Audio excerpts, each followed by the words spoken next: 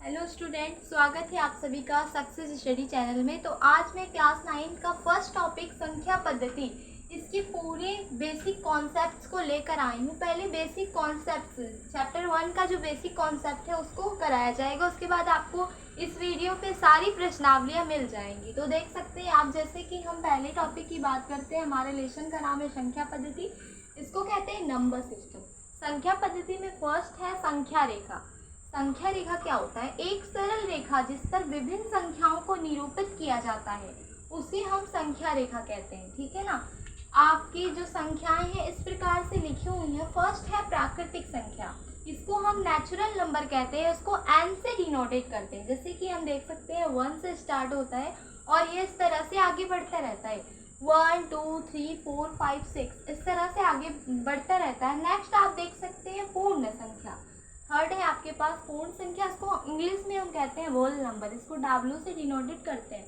Whole numbers क्या होता है? जो आपकी प्राकृतिक संख्याएं होती है ना, उसमें आप पहले 0 लगा दीजिए, ये होल नंबर बन जाएगी, पूर्ण संख्या बन जाएगी। 0 1 2 3 4 5 6 7 8 9 इस तरह से ये आगे बढ़ती जाएगी। अब नेक्स्ट देख सकते हैं पूर्णांक संख्या। पूर्णांक संख्या को हम Z से डिनोटेड करते हैं। पूर्णांक संख्या ये संख्याएं होती है जो पूर्ण संख्या हमारी होती है। पूर्ण संख्याओं में हम ऋणात्मक मानों को भी सम्मिलित कर लेते हैं तो वो पूर्णांक संख्या बन जाती है। जैसे कि आप ये संख्या रेखा देख सकते हैं, ये हमारा पूर्णांक संख्या को ही प्रदर्शित करता है, ये संख्या रेखा। ठीक है ना। इस संख्या रेखा पर जो इधर ये मान है इसको कहते हैं ऋणात्मक, इसको हम ऋणात्मक कहते हैं, ऋणात्मक संख्या कहते हैं। और आपका इस संख्या के इधर जो मान है इस साइड में, इसको हम कहते हैं धनात्मक संख्या, धनात्मक संख्या। ठीक है। यानी कि ये जो आपका साइड होता है, इधर धनात्मक संख्या होता है, ऋणात्मक संख्या होता है, इन दोनों को मिलाकर पूर्णांक संख्या होता है। ठीक है। इसी को हम पूर्णांक संख्या कहते हैं। चलिए अब नेक्स्ट देखते हैं। नेक्स्ट टॉपिक है आपके पास, नेक्स्ट है आपके पास, ये देखिए इसी तरह से नेक्स्ट है आपका परिमेय संख्या।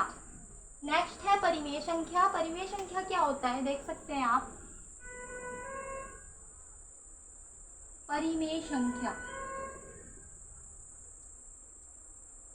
परिमेय संख्या, इसको Q से डिनोटेड करते हैं परिमेय संख्या को। ठीक है ना। परिमेय संख्या क्या होती है? परिमेय संख्या वो संख्याएं होती हैं, लिख सकते हैं आप, ऐसी संख्या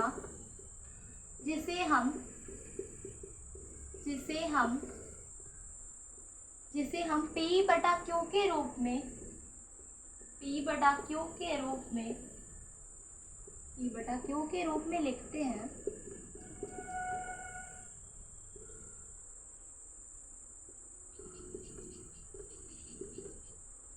और जहाँ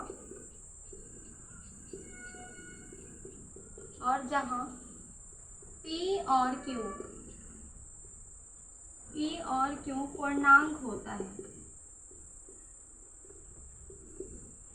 P और Q पूर्णांक होता है, और क्या होता है, Q नॉट इक्वल टू 0 होता है, Q नॉट इक्वल टू 0 होता है, उसे परिमेय संख्या कहते हैं।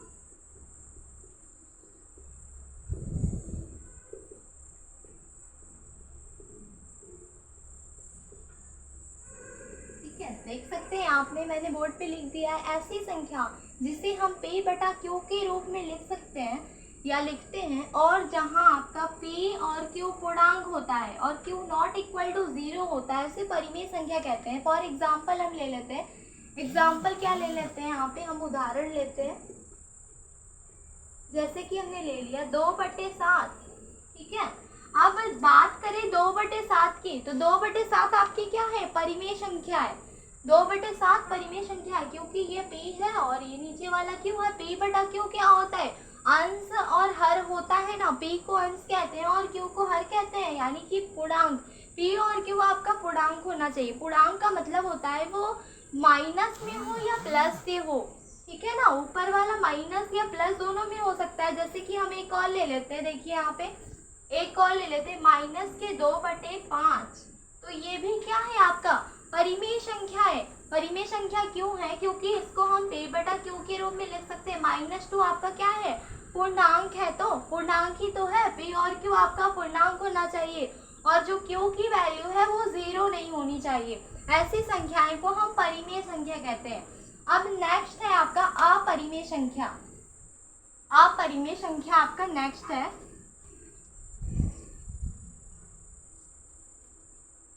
अपरिमेय संख्या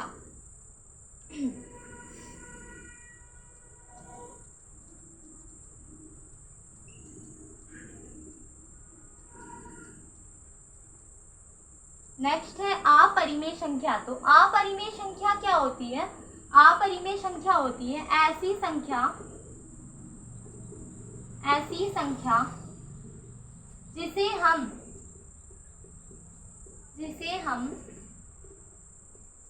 p बटा q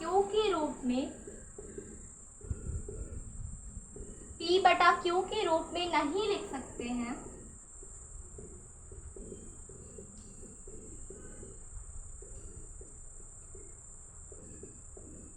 ठीक है, ऐसी संख्या जिसे हम p बटा q के रूप में नहीं लिख सकते हैं। और क्या? और ऐसी संख्या, यानी कि उसमें था कि ऐसी संख्या जिसे हम p बटा q के रूप में लिख सकते हैं। उसमें क्या होता है? ऐसी संख्या जिसे हम p बटा q के रूप में नहीं लिख सकते हैं उसे क्या कहते हैं? उसे अपरिमेय संख्या कहते हैं।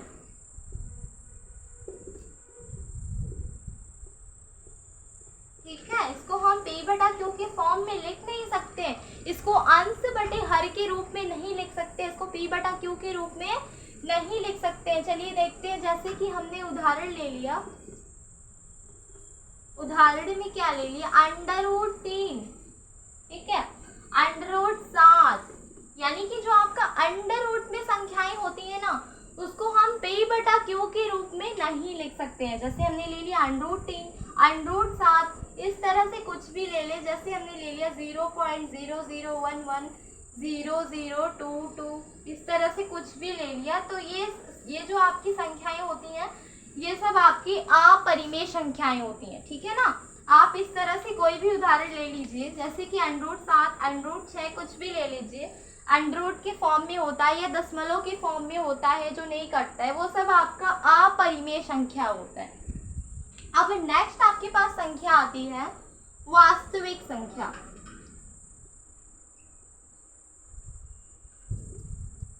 वास्तविक संख्या, ठीक है।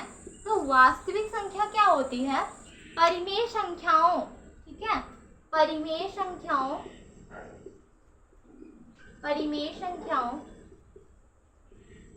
तथा परिमेय संख्याओं तथा अपरिमेय संख्याओं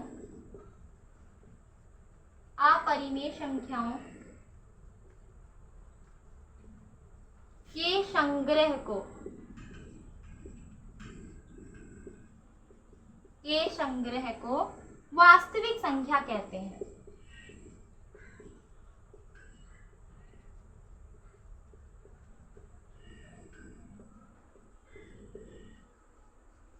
ठीक है, यानी कि ऐसी संख्याएं हो जिस संख्याओं में आपकी परिमेय संख्या भी आती है, यानी कि p बटा q भी आती है और अपरिमेय संख्या भी आती है, अंडर रूट वाली भी आती है और दशमलव वाली भी आती है जो नहीं कटती हो। ठीक है ना, ये सभी क्या होती है? आपकी अपरिमेय संख्या। अपरिमेय संख्या में एक और संख्या आती है जो कि होती है पाई। ठीक है, पाई क्या होती है? पाई एक अपरिमेय संख्या होती है। ठीक है, पाई एक अपरिमेय संख्या क्यों होती है? देख सकते हैं आप, क्योंकि पाई की वैल्यू जो होती है 22/7 होती है। आप कहेंगे पाई की वैल्यू तो 22/7 होती है, इसको तो p बटा q के फॉर्म में लिख सकते हैं, लेकिन तो फिर ये परिमेय संख्या क्यों नहीं है? ये अपरिमेय संख्या क्यों है? क्योंकि जब हम इसको भाग लगाएंगे तो इसकी वैल्यू आएगी 3.14। इस तरह से ये बढ़ती जाएगी, कभी खत्म नहीं होगी। इसलिए जो हमारा पाई होता है वो भी क्या होता है? अपरिमेय संख्या होता है। पाई भी हमारा क्या होता है? अपरिमेय संख्या होता है। पाई हमारा अपरिमेय संख्या होता है।